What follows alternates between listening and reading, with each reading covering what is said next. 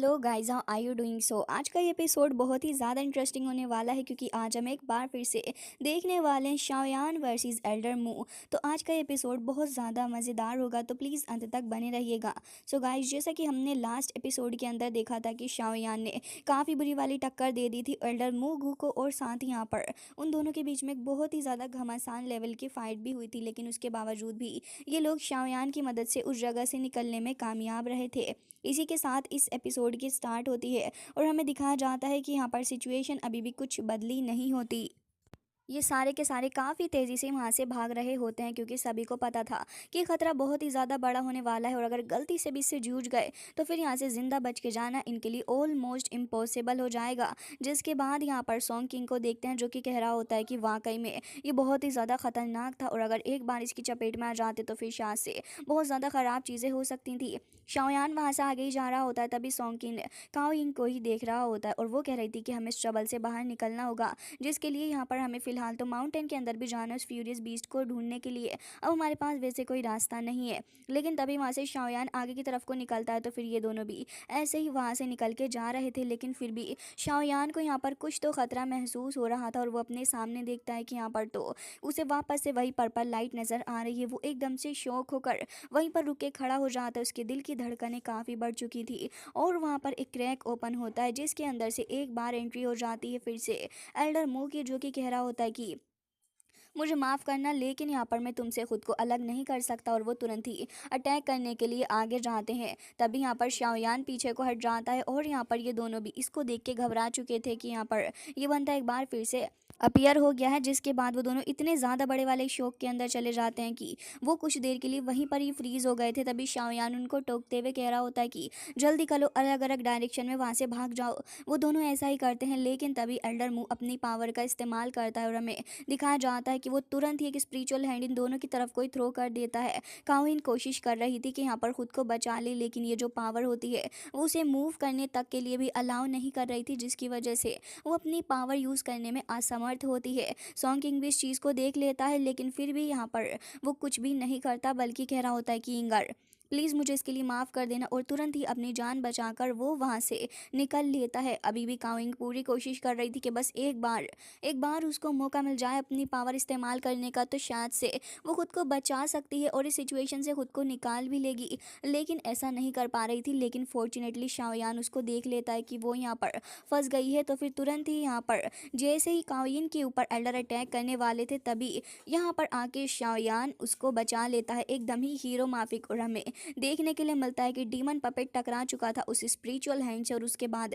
Demon puppet ने अपनी पूरी जान लगा दी होती है। वो अपनी नीज के ऊपर बैठ चुका था, एकदम ही हीरो लग रहा होता है कि जिस हिसाब से बंदा बचा रहा है लड़की को। पपेट होने के बावजूद भी दी मोजी के ज़्यादातर एक्शन एकदम हीरोइक ही होते हैं। जिसके बाद यहाँ से काओइंग तो तुरंत ही चली जाती शाओयान के कहने पर। शाओयान भी तुरंत यहाँ से दीमोजी को हटा लेता है, लेकिन इतनी ही देर में वहाँ से हमें देखने के लिए मिलता है कि अब सारी की सारी अटेंशन शिफ्ट होती है शाओयान भाई साहब के ऊपर, जिसकी वजह से अब एल्डर मुंह कह रहा होता है कि तुम्हें वाकई में अपनी पावर का शो ऑफ करने का बहुत ही ज़्यादा शौक है। अगर ऐसी बात है तो फिर अब मैं देखना चाहूँगा कि आखिर तुम्हें बचाने के लिए कौन आएगा इस बार। और वो तुरंत ही वहाँ से पलटी मार लेता और निकल चुका था शाओयान को पकड़ने के लिए। शाओयान तो काफ़ी तेज़ी के साथ उस जगह से निकल के जा रहा होता और कह रहा था कि मुझे लग रहा है कि जल्द से जल्द मुझे इस जगह से निकलना होगा, नहीं तो ये अगर एक बार मुझको पकड़ लेगा तो थोड़ी परेशानी हो सकती है। लेकिन इतनी ही देर में एल्डर मू एक बार फिर से उसके पीछे आ जाता और कह रहा था कि आज तुम भले कितनी कोशिश क्यों ना कर लो, लेकिन आज तुम मेरी पकड़ से निकल के कहीं नहीं जा सकते हो, और इस बात का मैं तुमसे दावा करता हूँ। वो तुरंत यहाँ से स्मोक के अंदर कन्वर्ट होकर एक बार फिर शाओयान के सामने एकदम ही खतरनाक तरीके से आके खड़ा हो जाता है, और अब तो वो शाओयान के ऊपर अटैक भी करने लगा था। शाओयान अब भागता नहीं है, बल्कि यहाँ पर इन सारे अटैक्स से खुद को बचाने की कोशिश कर रहा था, जिसकी वजह से अब वो यहीं पर ही उलझ कर रह जाता है। हालांकि फिर भी वो यही कोशिश कर रहा होता है कि किसी भी तरीके से इसको चकमा दे दे, लेकिन एल्डर के सामने शाओयान की पावर कुछ फीकी सी पड़ रही थी। और तभी वो कह रहे होते हैं कि मुझे यहाँ पर तुम्हारी वो बर्निंग फ्लेम चाहिए ही है। जिसके बाद यहाँ पर वो तुरंत ही दो स्पीयर लेके अटैक कर देते हैं उन जाइंट स्पीयर के थ्रू। लेकिन इतनी ही देर में हमें देखने के लिए मिलता है कि शाओयान अपनी सोड का इस्तेमाल करता है और थंडर स्प्लिटिंग सुनामी का इस्तेमाल करते हुए वो खुद को बचाने की कोशिश कर रहा था। जिसके बाद तुरंत ही उसको फेंक के मारता है इस एल्डर के स्पीयर से, और यहाँ पर एक काफ़ी तगड़ा वाला क्लैश भी हो जाता है। तभी यहाँ पर एल्डर मूगू ये कहने लग जाता है कि बस करो। तभी यहाँ पर शाओयान भी समझ चुका था और कह रहा होता है कि एल्डर मू, तो इसका मतलब तुम ही यहाँ पर थे और तुम ही इतनी देर से सब ड्रामा कर रहे थे। तभी वो कह रहा होता है कि ऑफ कोर्स, चलो तुमने मुझे पहचान ही लिया, खैर इस बात से मुझे कुछ भी लेना देना नहीं है। और अब मैं कहना चाहूँगा कि देखो, तुम मुझे पहले से ही समझते हो तो फिर मैं नहीं चाहता कि तुम किसी भी अननोन वे के तरीके से मेरे हाथों से मारे जाओ। मैं तुम्हें एक ही सलाह देना चाहूँगा कि शाओयान, मेरी बात मान लो, तुम्हारे लिए यही बेटर रहेगा। लेकिन यहाँ पर शाओयान कह रहा होता है कि तुमसे ना हो पाएगा, तुम्हारे बस की है ही नहीं अंकल। हालांकि शाओयान को डर तो पूरा लग रहा था, लेकिन फिर भी वो इस चीज़ को शो नहीं कर सकता था और कह रहा था कि तुम जैसे विलन को मैं सबक सिखा कर रहूँगा। और इसके बाद तुरंत ही यहाँ पर शाओयान अपनी स्काई फायर 3 मिस्टीरियस चेंजेस को समन कर लेता है, क्योंकि अब उसके पास एक लौता रास्ता यही था, जिसके बाद वो अपना फर्स्ट चेंज करता है, फिर सेकंड चेंज, और उसके बाद लास्ट एंड फाइनल चेंज होता है, जिसे देखने के बाद तो एल्डर मुंह कह रहा था कि इसको देखने बाद हमारे दिल में कुछ कुछ होने लगी।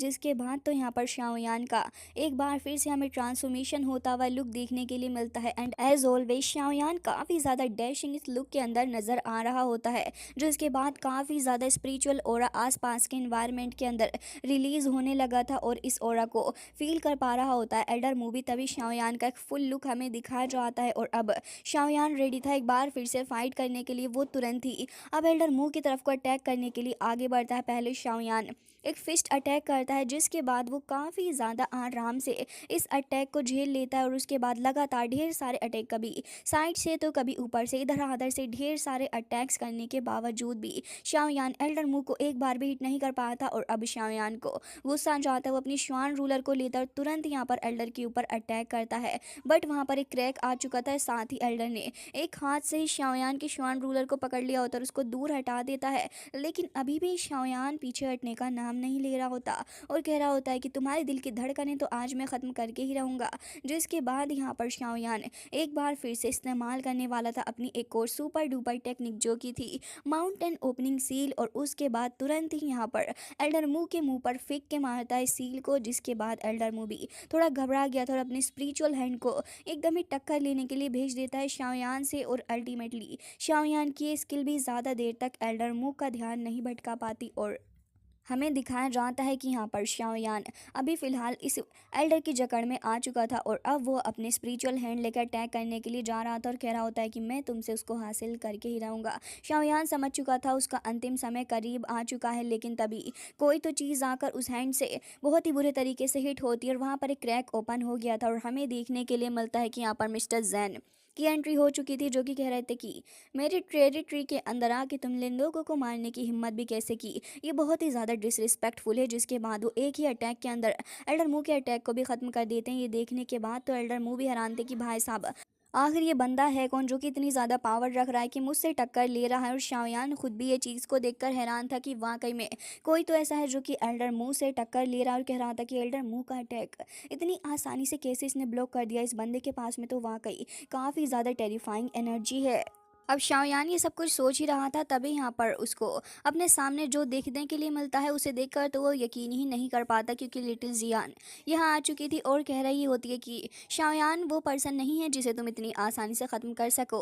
तभी शाओयान खुश होते हुए कह रहा था कि जिया तुम यहाँ पर क्या कर रही हो। तभी वो कहती है कि ये बात मैं तुम्हें बाद में बताऊँगी शाओयान, पहले ज़रा मैं इस ओल्ड मैन से डील कर लूँ। और यहाँ पर कह रही होती है कि जाओ जाकर इस बंदे को ख़त्म कर डालो, इसे जड़ से ही ख़त्म कर देना। ये सुनने के बाद तो यहाँ पर एल्डर मू थोड़ा घबरा रहा होता है, क्योंकि यहाँ पर मिस्टर जैन जो खड़े थे तो उनके ब्रेथ से वो फील कर लेता है कि मिस्टर जैन जो होंगे बहुत ही ज़्यादा पावरफुल मोस्टर हैं। तो अब यहाँ पर मिस्टर जैन भी थोड़े घबरा रहे थे, क्योंकि उन्हें भी कहीं ना कहीं मूगू की पावर का अंदाज़ा तो है ही।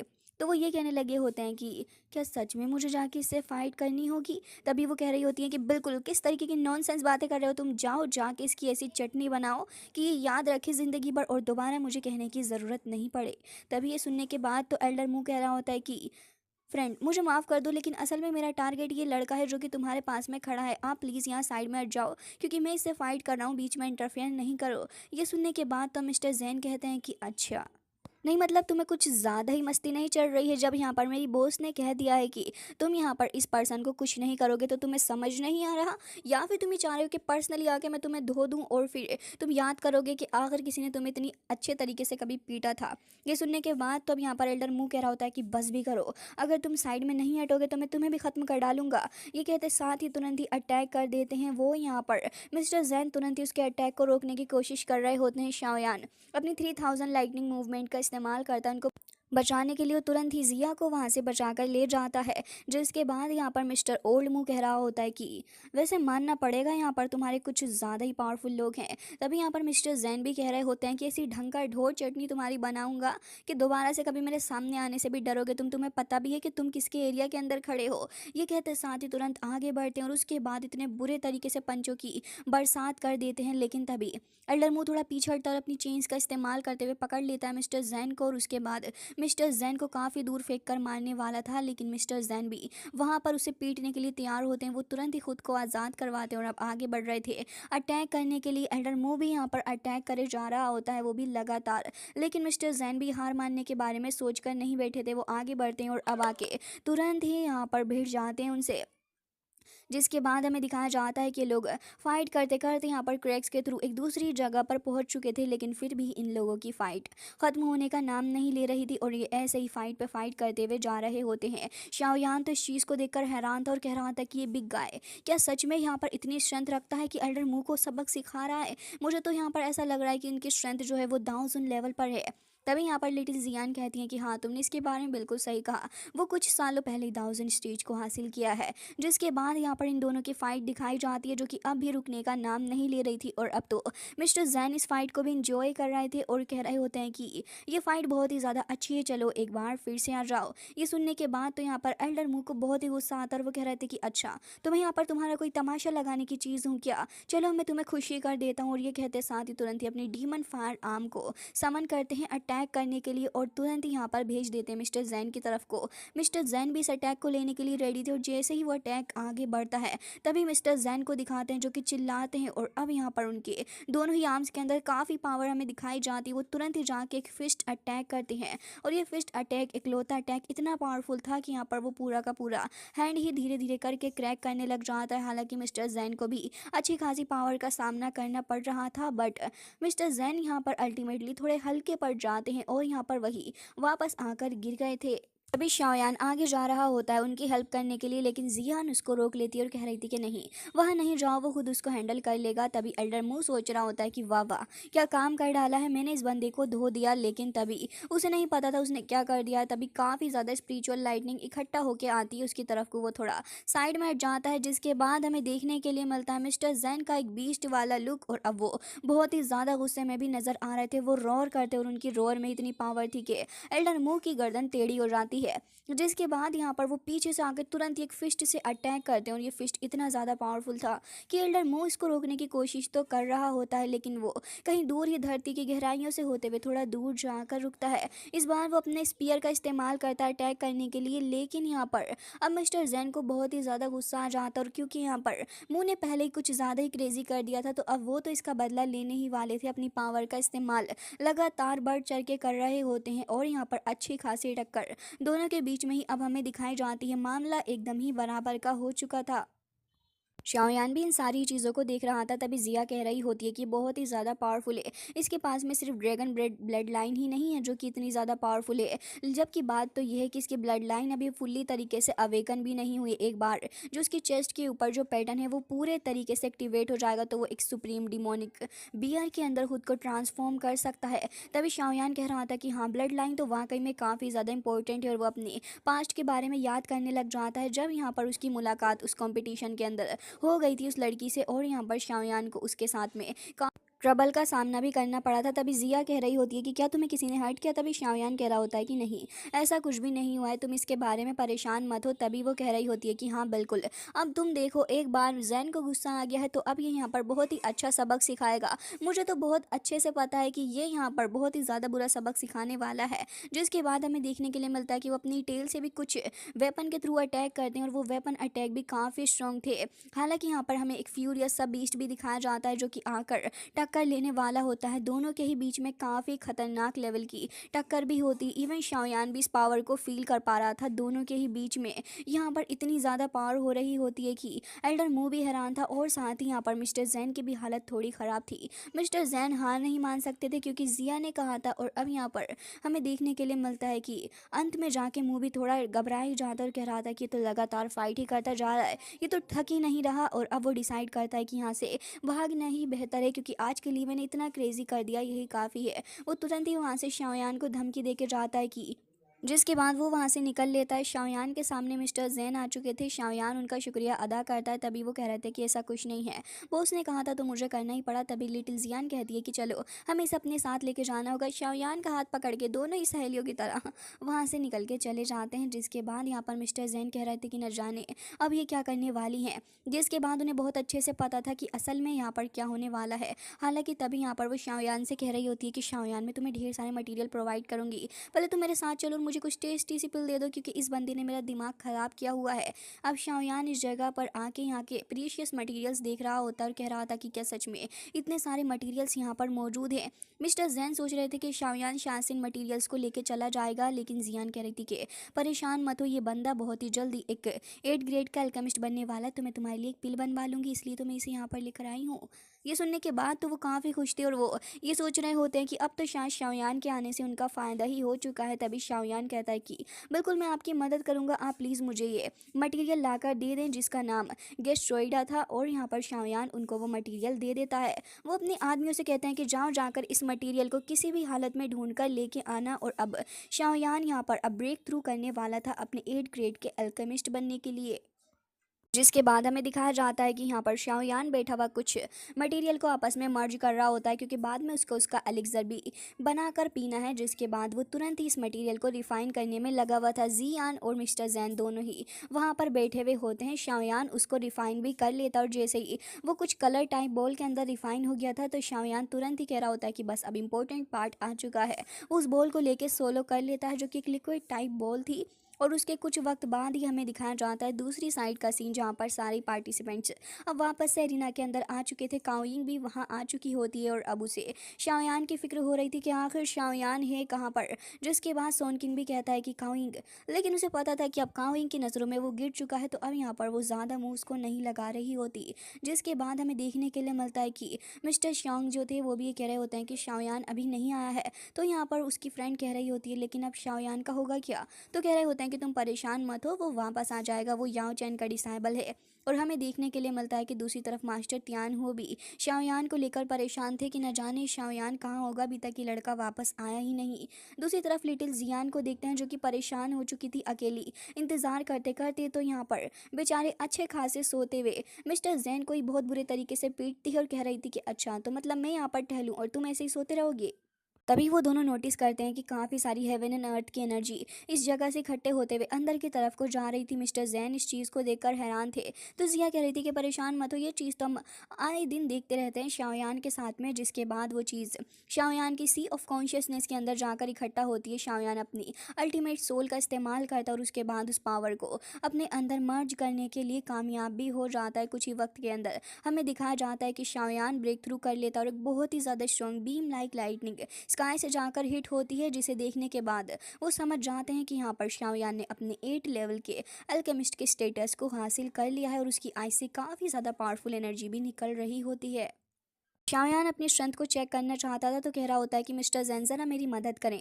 वो तुरंत यहाँ पे अपनी अवतार बॉडी का इस्तेमाल करते हुए एक फिस्ट अटैक करता है। तो मिस्टर जैन भी यहाँ पर एक अटैक करने लगे थे। दोनों के बीच में ही यहाँ पर एक मुकाबला सा हो जाता है जहाँ पर हमें देखने के लिए मिलता है कि ये पंच इतनी ज़ोर से मिस्टर जैन को हिट करता है कि कुछ वक्त के लिए तो लगा कि उनकी आत्मा ही उनकी बॉडी से निकल गई थी। असल में ये एक सोल अटैक था जिसे देखने के बाद वो काफ़ी तारीफ़ करते हैं शाओयान की। शाओयान भी कह रहा होता है कि तो वाकई में काफ़ी अच्छा था। दूसरी तरफ का माहौल काफ़ी ज़्यादा इंटेंस हो चुका होता है और सभी लोग अब शाओयान का बेसब्री से इंतज़ार कर रहे थे और यही सोच रहे होते हैं कि कहीं शाओयान ठीक भी होगा या फिर नहीं। लेकिन फॉर्चुनेटली हमें देखने के लिए मिलता है कि जब वो टेलीपोर्टेशन एरे ऑलमोस्ट बंद होने वाला था तब यहाँ पर एंट्री हो जाती है अपने शाओयान की। लेकिन उसके साथ में लिटिल जियान और साथ ही मिस्टर जैन भी आए होते हैं उसको गार्ड करने के लिए। इसे देखने के बाद तो शिनलिन और बाकी सारे लोग काफ़ी ज़्यादा खुश थे और शाओयान की टीम के अंदर कुछ और लोग भी एंटर हो चुके हैं, जो कि काफ़ी ज़्यादा खुशी की बात है। जिसके बाद हमें दिखाया जाता है कि शाओयान भी खुशी खुशी यहाँ पर आ गया था और अपने बाकी के सारे लोगों को देख के खुश नज़र आ रहा होता है। हालांकि गाइस आज का ये एपिसोड यहीं पर हो जाता है एंड आई रियली होप कि आपको पसंद आया होगा। मिलते हैं नेक्स्ट वीडियो में, तब तक के लिए bye bye, take care of yourself.